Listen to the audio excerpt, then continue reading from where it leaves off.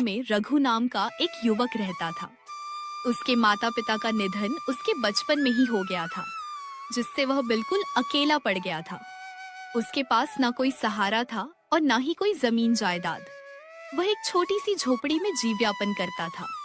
गांव के मुखिया हरिवंश राय एक अत्यंत दयालु व्यक्ति थे।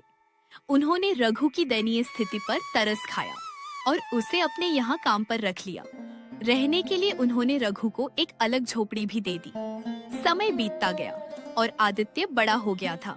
वह आज भी मुखिया के यहाँ ही काम करता था और मुखिया को उस पर बहुत विश्वास था।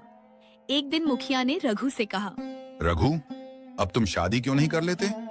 तुम्हारी उम्र हो गई है।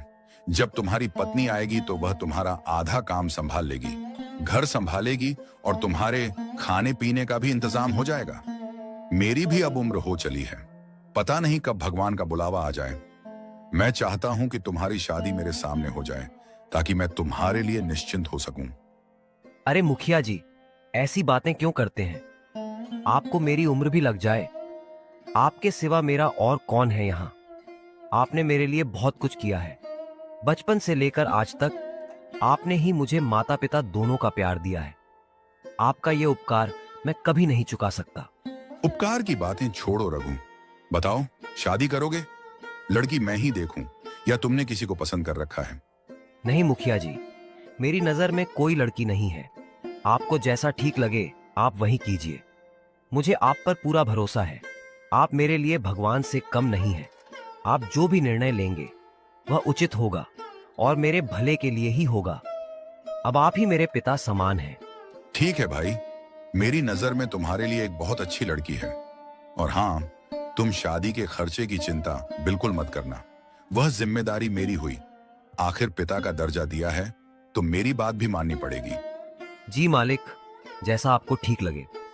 मुखिया जी का एक बेटा भी था, आदित्य, जो यह सारी बातें सुन रहा था। वह गुस्से से अपने पिताजी के पास जाकर बोला,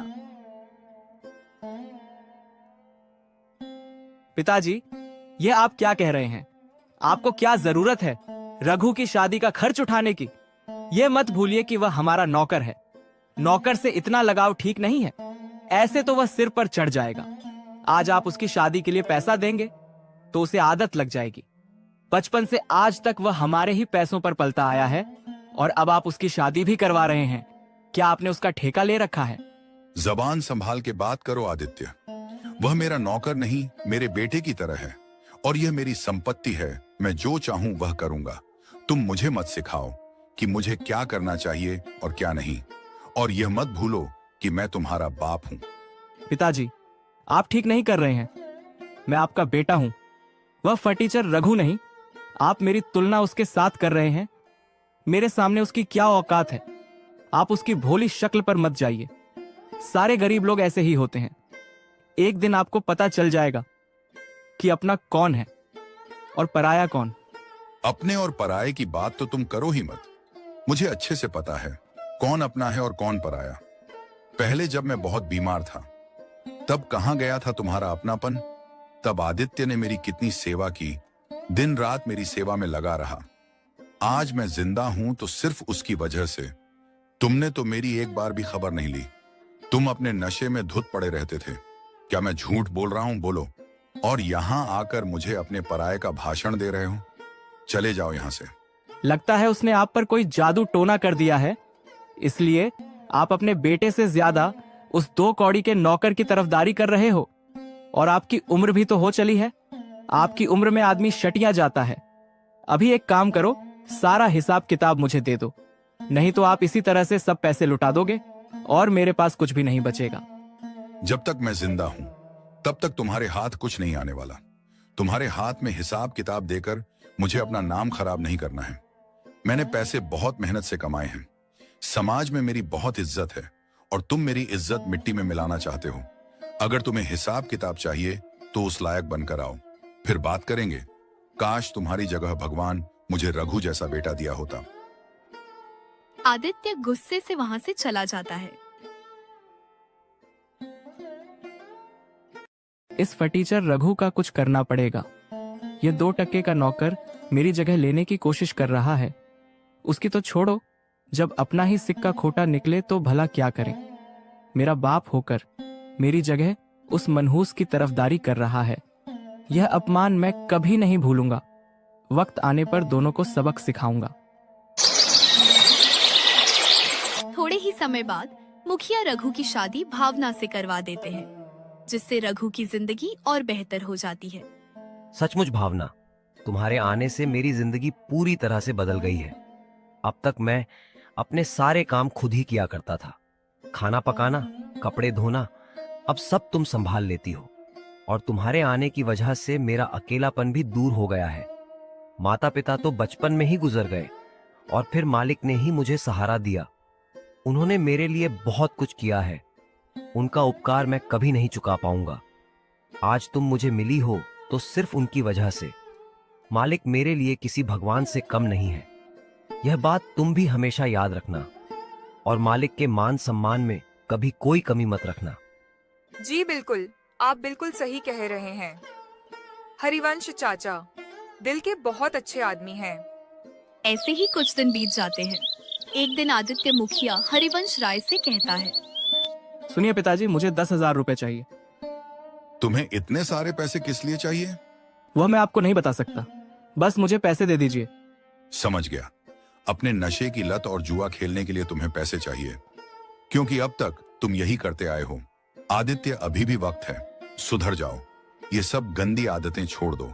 इसमें कुछ नहीं रखा, सिर्फ बर्बादी ही होगी। मैंने आपसे रुपए मांगे हैं, ज्ञान नहीं। मेरी जो मर्जी होगी मैं वह करूंगा। आखिर यह सब पैसे मेरे ही तो हैं। मैं ही आपकी संपत्ति का अकेला वारिस हूं। मेरा जहां मन करेगा मैं वहां खर्च करूंगा। आप अपनी सलाह अपने पास ही रखिए और मुझे बस पैसे दे दीजिए। बदतमीज, अपने पिता से कैसे बात करते हैं? तुम्हें इसकी भी तमीज नहीं रही। तुम दिन ब दिन बिगड़ते होते जा रहे हो। अगर किसी अच्छे काम के लिए मांगते तो मैं तुम्हें पैसे दे भी देता, लेकिन अब मैं फूटी कौड़ी भी नहीं दूंगा। यह धन दौलत मैंने बहुत मेहनत से कमाई है, जुए और नशे में उड़ाने के लिए नहीं। निकल जा मेरी नजरों के सामने से। तुम्हें देने के लिए मेरे पास एक पैसा भी नहीं है।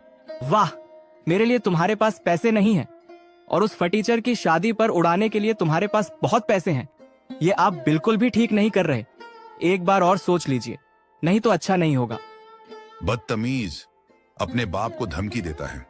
और कौन से पैसे? तुमने आज तक कभी फूटी कौड़ी नहीं कमाई। बचपन से लेकर आज तक मैंने तुम्हें किसी बात की कोई कमी नहीं होने दी। बहुत लाड प्यार से तुम्हें पाला। शायद यही मेरी गलती है, जिसकी सजा आज मुझे मिल रही है। निकल जा यहां से। आदित्य गुस्से से चला जाता है। रघु मुखिया जी को परेशान देखकर पूछता है, क्या हुआ मालिक? आप बहुत परेशान लग रहे हो। क्या बताऊं, आदित्य ने मुझे बहुत परेशान कर रखा है। दिन ब दिन वह बिगड़ता जा रहा है। मुझे उसकी बहुत चिंता हो रही है। वह सही और गलत का फर्क भूल गया है। पता नहीं इस लड़के का क्या होगा। मालिक, आप ज्यादा परेशान ना हो, सब ठीक हो जाएगा। आप छोटे मालिक से प्यार से बात करके उन्हें समझा दीजिए, वह समझ जाएंगे। वह दिल के बुरे नहीं हैं। नहीं रघु बेटे, तुम नहीं जानते, अब बात हाथ से निकल चुकी है। वो बातों से मानने वाला नहीं है। उसके लिए मुझे कोई कठोर कदम उठाना पड़ेगा। इधर आदित्य बहुत गुस्से में होता है और सोचता है, मैं भी देखता हूं मुझे पैसे कैसे नहीं मिलते। मुझे किसी भी हालत में पैसे चाहिए। इसके लिए चाहे मुझे कुछ भी करना पड़े। यहां भी घी सीधी उंगली से नहीं निकलने वाला। मुझे उंगली टेढ़ी करनी ही पड़ेगी। अगले दिन तिजोरी में से 1 लाख रुपए चोरी हो जाते हैं। मुखिया अपने सारे आदमियों से पूछताछ करता है, लेकिन उन पैसों का कोई पता नहीं चलता। तभी मुखिया का बेटा आदित्य वहां आकर बोलता है, क्या बात है पिताजी, आप बहुत परेशान लग रहे हो। छोटे मालिक, मालिक की तिजोरी से 1 लाख चोरी हो गए हैं। चोर का कुछ पता नहीं चल रहा। आखिर कौन पैसे निकाल सकता है? अच्छा तो ये बात है, चोर और कौन होगा? रघु ही होगा। ये तुम क्या कह रहे हो आदित्य? मुझे रघु पर पूरा भरोसा है। वह कभी ऐसा नहीं कर सकता। उस पर भरोसा करके आपने गलती की है। वह आपके भरोसे के लायक नहीं है। चोरी उसी ने की है। उसकी तो पहले से ही हमारे पैसों पर नजर थी। आप उस पर बहुत भरोसा करते थे ना। उसको कभी कभी तिजोरी की चाबी भी देते थे। अब पता चला दिन रात आपके आगे पीछे इसी के लिए तो घूमता था वह। तभी रघु वहां आ जाता है। क्या हुआ मालिक? आप लोग यहाँ इकट्ठे क्यों हुए हैं? इतना सब करने के बाद पूछ रहे हो कि क्या हुआ है? एक तो चोरी की है तुमने, और ऊपर से हिम्मत तो देखो इसकी, मुंह उठाकर चला आया। तुम्हें शर्म नहीं आती? जिस थाली में खाते हो उसमें छेद करते हो। मालिक, ये छोटे मालिक क्या कह रहे हैं? मेरे तो कुछ समझ में नहीं आ रहा। चोरी और मैं ऐसा सपने में भी नहीं सोच सकता। ज्यादा भोले मत बनो। चोरी तुमने ही की है। सच सच बताओ, वो पैसे कहाँ हैं? वरना लात मारकर तुम्हें यहां से निकाल दूंगा। तुम जैसे मक्कार को मैं अच्छी तरह से जानता हूं। पहले बड़े लोगों को अपनी चिकनी छुपड़ी बातों में फंसाते हो और उनका भरोसा जीत लेते हो, फिर जैसे ही मौका मिले हाथ साफ करके निकल जाते हो। मेरे पिताजी ने तुम्हारे लिए क्या कुछ नहीं किया, और तुमने उनके एहसान का यह सिला दिया। रघु को यह सुनकर बहुत दुख पहुंचता है। बस आदित्य, अब बहुत हो गया। तुम कब से रघु को भला बुरा बोलते जा रहे हो। अब और एक शब्द भी मैं रघु के खिलाफ नहीं सुनूंगा। मुझे रघु पर तुमसे भी ज्यादा भरोसा है कि रघु ऐसी हरकत कभी नहीं कर सकता। रघु भले ही गरीब है, लेकिन उसकी नियत, उसकी ईमानदारी और उसकी अच्छाई में वह तुमसे कहीं गुना ज्यादा अमीर है। उसकी बराबरी तुम दूर दूर तक नहीं कर सकते। आप एक मामूली नौकर के लिए अपने बेटे का अपमान कर रहे हो। यह रघु एक नंबर का धोखेबाज है और चोर है। इसने चोरी की है। इसने आपकी आंखों के ऊपर पट्टी बांध रखी है, इसलिए आप सच्चाई को देख नहीं पा रहे हैं। मैं तो कहता हूं इसके घर की तलाशी लीजिए। जरूर इसने पैसे वहीं छुपाए होंगे। बस अब बहुत हो चुका आदित्य। मैं अच्छी तरह से जानता हूं कि तुम रघु पर झूठा आरोप लगाकर उसे मुझसे दूर करना चाहते हो। मुझे तो लगता है चोरी उसने नहीं की, बल्कि मैंने तुम्हें पैसे नहीं दिए तो तुमने ही की होगी। आप मुझ पर इल्जाम लगा रहे हो अपने बेटे के बारे में। आप ऐसा सोच भी कैसे सकते हो?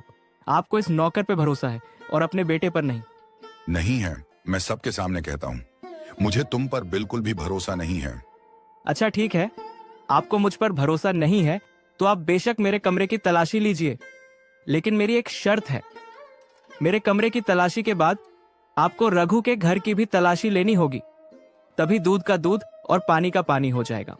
सबसे पहले आदित्य के कमरे की तलाशी की जाती है, लेकिन वहाँ पर पैसे नहीं मिलते हैं। देखा, आप सबको नहीं मिले ना पैसे। मैं आपको कब से कह रहा हूं कि पैसे रघु ने ही चुराए हैं। एक बार उसके घर की भी तलाशी लेनी चाहिए।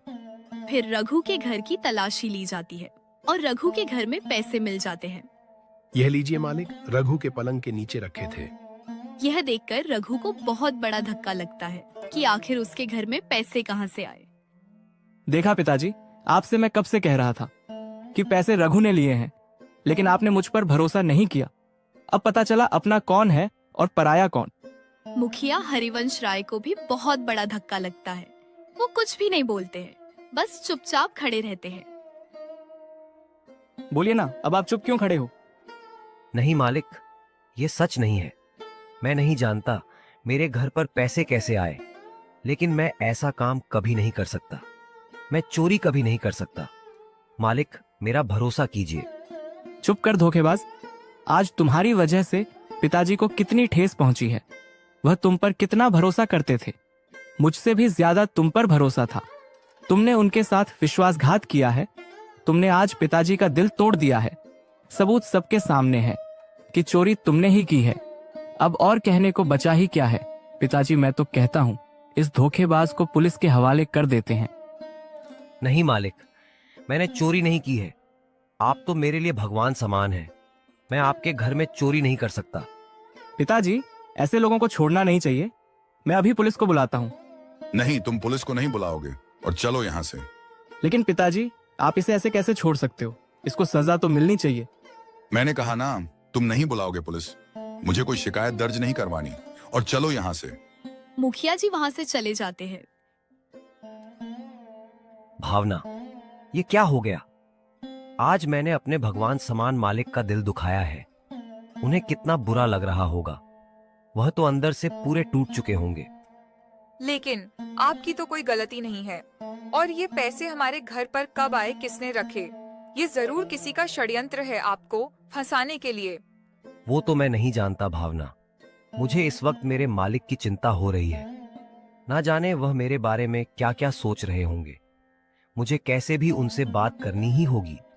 मेरी बात सुनिए, अभी आपका वहाँ जाना ठीक नहीं होगा। आपने देखा नहीं, आपकी बात किसी ने नहीं सुनी। कोई भी आप पर भरोसा करने के लिए तैयार नहीं है। यहाँ तक कि हरिवंश चाचा ने भी आप पर भरोसा नहीं किया। वो बिना कुछ बोले ही चले गए। मालिक की इसमें कोई गलती नहीं है। उनका दिल टूट चुका है। भले ही मैंने चोरी नहीं की है, लेकिन सबके सामने वह पैसे मिले हैं और यह साबित हुआ है कि मैं ही चोर हूं। मुझे कुछ समझ नहीं आ रहा। मैं अपनी बेगुनाही कैसे साबित करूं? मालिक को कैसे समझाऊं? अभी इस वक्त आप किसी से बात मत कीजिए। कुछ दिन बीत जाने दीजिए, फिर हरिवंश चाचा से बात करना। और दूसरे दिन सारे गांव में यह बात फैल जाती है कि रघु ने मुखिया हरिवंश राय के घर से पैसे चुराए हैं। सारे गांव वाले रघु को देखकर बातें बनाने लगते हैं। रघु को लोगों की बातें सुनकर बहुत बुरा लगता है। रघु मुखिया जी की एक झलक देखने के लिए घंटों तक उसके घर के बाहर खड़ा रहता है, क्योंकि उस दिन से मुखिया जी ने घर से निकलना भी बंद कर दिया था। कुछ दिन ऐसे ही बीत जाते हैं। सुनिए जी, घर का राशन खत्म होने को आया है। आटा बस 2 दिन का ही बचा है। आप अपने मालिक के भरोसे और कितने दिन बैठेंगे? मुझे नहीं लगता कि अब वह आपको काम पर बुलाएंगे। आप कुछ और काम देख लीजिए, नहीं तो हमारे घर का गुजारा कैसे होगा? हमें भूखे रहने की नौबत आ जाएगी। तुमने मुझे पहले क्यों नहीं बताया कि घर का राशन खत्म हो गया है? अब बता रही हो। कैसे बताती? आप दिन रात सोच में डूबे रहते हो, ना ठीक से खाते हो ना सोते हो। मेरी मानिए, आप उस बात को भूल जाइए और आगे बढ़िए। मैं अभी गांव में काम देखकर आता हूँ। शायद किसी के पास कोई काम मिल जाए। फिर रघु गांव में निकल पड़ता है और एक दुकानदार से पूछता है, राम राम भैया, मैं काम की तलाश में हूँ। मुझे काम की बहुत जरूरत है। घर की हालत बहुत खराब है। क्या आपके यहाँ कोई काम मिल सकता है? आपकी बड़ी मेहरबानी होगी। तू वही चोर रघु है ना, जिसने मुखिया के यहाँ चोरी की थी। मेरे पास तेरे लिए कोई काम नहीं। क्या पता कल को तू मेरी दुकान से कुछ चुरा ले। निकल यहाँ से। रघु को यह सुनकर बहुत दुख पहुंचता है। वह वहां से चला जाता है। फिर एक दिन सेठ पृथ्वीराज के पास जाकर काम के लिए पूछता है और सेठ मान जाता है। ठीक है भाई, तुम कल से काम पर आ जाना। वैसे भी बहुत काम पड़ा है। मुझे 3-4 लोगों की जरूरत है। आपका बहुत बहुत धन्यवाद सेठ जी। मैं कल से आ जाऊंगा। तभी वहाँ पर सेठ की पत्नी अवंतिका आ जाती है। ये आप क्या कर रहे हैं? कोई जरूरत नहीं है इसको काम पर रखने की। आपको पता नहीं है इसने क्या किया है। भलाई का जमाना नहीं है। आप इसको काम देकर भलाई करने जाओगे और कल को यह आपका घर साफ कर देगा। आजकल के लोगों का कोई भरोसा नहीं है। मुखिया जी की यही गलती थी। उन्होंने इस पर भरोसा कर काम पर रखा था। यहाँ तक कि बचपन से इसे पाला, इसकी शादी भी करवाई। फिर भी इसने उनके साथ बेईमानी की। अगर अब भी आपने इसे काम पर रखा तो मुझसे बुरा कोई नहीं होगा। ठीक है, भाग्यवान नहीं रखूंगा। रघु तुम जाओ भाई। तुम्हारी वजह से मैं मेरे घर में झगड़ा नहीं चाहता। मैं तुम्हें काम पर नहीं रख सकता। तुम कहीं और जाकर काम देख लो। रघु निराश होकर वहाँ से चला जाता है। इधर रघु की पत्नी भावना को भी गांव की औरतें ताना मारती हैं। अरे देखो, ये उस रघु की पत्नी है ना? मैंने तो सुना है दोनों पति पत्नी की मिली भगत है। जो मुखिया जी जैसे अच्छे आदमी को फंसा के रखा था इन दोनों ने। लेकिन सच्चाई ज्यादा दिन तक नहीं छुपती। इन दोनों को रंगे हाथ पकड़ा है। इनके घर पर नगद रुपए मिले हैं। भावना को उनकी बातें सुनकर बहुत बुरा लगता है। वह घर चली जाती है। घर पर रघु को देख भावना पूछती है, क्या हुआ जी? आप तो काम देखने गए थे ना, मिला क्या? नहीं, भावना देखने गया था, लेकिन वहां पर काम नहीं था। कल फिर जाकर देखता हूँ। और तुम तो सब्जी लेने गई थी, लेकिन सब्जी तो कहीं दिख नहीं रही है। क्या हुआ, सब्जी नहीं लाई? उस सब्जी के दाम कितने बढ़ गए हैं। दाम सुनकर ही मैं वापस आ गई। मैंने सोचा दाल चावल ही बना देती हूँ। वैसे भी हमारे पास ज्यादा पैसे नहीं बचे हैं। और फिर दोनों चुप बैठ जाते हैं।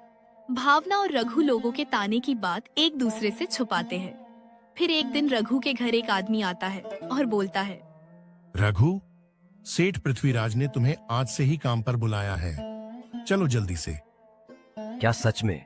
भगवान तेरा लाख लाख शुक्र है। मुझे काम तो मिल गया। भावना, मैं निकलता हूँ। ठीक है, आप जाइए। जैसे ही फुर्सत मिले खाने के लिए आ जाना। रघु सेठ पृथ्वीराज के पास काम करने निकल पड़ता है और दिन भर मजदूरी करने के बाद सेठ पृथ्वीराज उसी दिन उसे एक दिन की अच्छी मजदूरी के पैसे भी दे देते हैं। ये लो भाई रघु, तुम्हारी आज की मजदूरी। कल से वक्त पर आया करना। बहुत बहुत धन्यवाद सेठ जी। आपको नहीं पता, मेरे घर की हालत बहुत खराब थी। अगर आज आप काम ना देते तो मुझे भूखे रहने की नौबत आ जाती। अभी मैं चलता हूँ सेठ जी, कल समय पर आ जाऊंगा। रघु खुशी से अपने घर की ओर चला जाता है। इधर सेठ पृथ्वीराज मुखिया से मिलने जाता है। मुखिया जी, मैंने आपका काम कर दिया है। जैसा आपने बोला था, उसे काम पर भी रख लिया है और पैसे भी दिए हैं। आप मेरे बहुत अच्छे मित्र हो, इसीलिए मैंने तुम्हारी बात मानी। आपने कहा इसीलिए मेरी पत्नी मानी, नहीं तो मेरी पत्नी को मनाना मुश्किल था। शुक्रिया दोस्त तुम्हारा यह एहसान कभी नहीं भूलूंगा। एक दिन आदित्य एक आदमी से बात करता है। अच्छा, तो ये बात है। उस सेठ के यहाँ रघु को काम मिल गया। तुम एक काम करो, जैसे हमने पिताजी के कमरे से पैसे चुराए थे और रघु के कमरे में रखे थे, वैसे ही उस सेठ के यहाँ सेठानी का हार चुरा लो और मौका मिलते ही रघु के घर पर जाकर रख दो। मैं भी देखता हूँ वह सेठ रघु को कैसे काम पर रखता है। उस रघु को मैं भूखे तड़प तड़प कर मरते हुए देखना चाहता हूँ। उसे पाई पाई के लिए मोहताज ना बनाया तो मेरा भी नाम आदित्य नहीं। यह सारी बातें मुखिया सुन लेते हैं। उन्हें बहुत बड़ा धक्का लगता है और रघु के लिए उनका दिल और भी तड़प उठता है। गुस्से में वे आदित्य के कमरे में जाकर बोलते हैं, अच्छा तो ये बात है, तुम इतना गिर जाओगे, ये मैंने कभी नहीं सोचा था। उस बेचारे रघु ने तुम्हारा बिगाड़ा क्या है जो तुम उसकी जिंदगी बर्बाद करने पर तुले हुए हो। मुझे लगा तुम सुधर गए हो, लेकिन मैं गलत था। तुम कभी नहीं सुधरोगे। तुम इतना गिर गए कि खुद के घर में तुमने चोरी की और इल्जाम बेचारे उस रघु पर डाल दिया। तुम्हारी इस गंदी हरकत की वजह से उसे कितना कुछ झेलना पड़ रहा है, यहां तक कि उसके लिए तुम पुलिस भी बुला रहे थे। अब मैं पुलिस बुलाऊंगा और सारे गांव वालों को भी बताऊंगा कि तुमने किस तरह से उसे फंसाया है। तुम ऐसे नहीं सुधरोगे। तुम्हारा क्या भरोसा, कल को तुम उस बेचारे की जान ले लोगे। तुम्हारा फैसला कल होगा सबके सामने। आदित्य कुछ भी नहीं बोलता, चुपचाप खड़ा रहता है। मुखिया वहाँ से चले जाते हैं और अगले दिन मुखिया सारे गांव वालों को अपने बेटे की सच्चाई बताते हैं और उसके बेटे की वजह से आदित्य को जो झेलना पड़ा, उसके लिए मुखिया उसे अपनी 10 एकड़ की जमीन रघु के नाम करते हैं ताकि उसे कभी किसी पर निर्भर ना रहना पड़े। और उसका नौकर भी डर के मारे सच बता देता है। पुलिस भी बुलाई जाती है और आदित्य और उसके नौकर को गिरफ्तार करके ले जाती है।